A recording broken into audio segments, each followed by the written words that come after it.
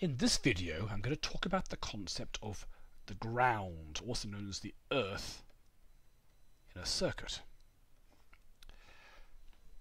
This is often found to be a confusing concept, and to understand it we're going to need to think a bit hard about what voltage actually means. Let's say we have the circuit over here. We've got a battery, power source, voltage V, some current will flow along here. Now, let's say this is a 10-volt battery. That tells us that the voltage here is 10 more than the voltage over there. But it doesn't tell us what either of those voltages actually are, just that it's higher here than there. Likewise, if we have a current going through here, we can calculate the voltage drop across there, so that will tell us the difference between the voltage here and here, but doesn't tell us either value. Now normally this does not matter. All that matters is the voltage difference, the potential difference, or the EMF, across various things. That's enough to work out the current and the power and everything else. So normally you don't care about what any of the voltages are. All you care about is how they differ from this place to that place, or that place to this place, and that we know how to calculate. The only situation where it actually matters what the voltages are is if you suddenly decide to connect the circuit to a different circuit. So let's say this is a power source and you're going to connect it to your loudspeaker, or this is a computer and you're going to connect it to your monitor. If you suddenly connect two circuits, you want to make sure that you know which voltage in one matches up with which voltage in another. And the way you do this is with the ground, or the earth. Now this is drawn something like this. And in practice it often consists of a spike driven into the ground.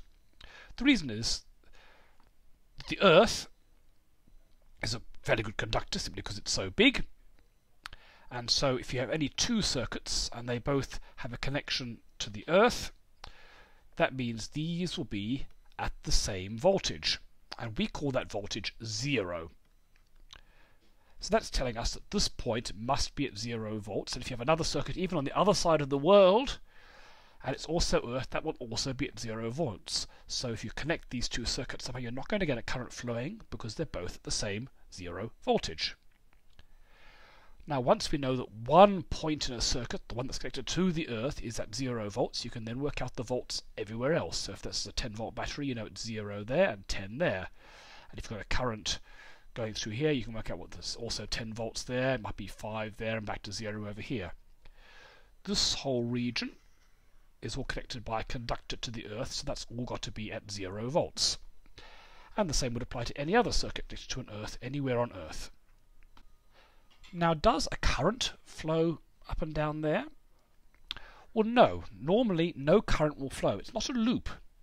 It's just a one-way wire going to the earth. There's no return circuit. Unless there's no return circuit, there's not going to be a current flowing. Under normal operation, no current ever flows along the earth connection. All it's doing is it's making sure the voltage here equals the voltage there, and they're all equal to 0. So it's a reference. There is one exception to that. Not in normal operation, but what you often do in practice. Let's say this whole electrical component is a computer and it's got a metal case. What people often do is connect the case of some piece of apparatus to the earth. Now the case should not be connected to any circuit, but if something goes wrong, let's say a wire goes where it's not supposed to go and some high voltage is now applied to the case, if there wasn't an earth and you reach and touch the metal case, you could get an electric shock. It doesn't really matter for batteries, but when it's connected to mains electricity and something goes wrong, a wire goes the place it shouldn't go, then you could touch the outside of your computer, your monitor, your hairdryer and get a nasty electric shock. But if that outside case is connected to the earth, to the ground, then that means this is voltage here and the whole thing will have a voltage 0. So when you touch it, you won't get an electric shock. So in Australia at least, most electric plugs have a third earth connection, and that's connected via some wires actually to a post drilled into the ground somewhere around the house or the building. And that is typically connected, it's used both in this sense to connect a certain part of your circuit, so there's no voltage there, and it's also usually connected to the case or the outer part of your piece of equipment to make sure anything you touch will never have a voltage and can never electrocute you.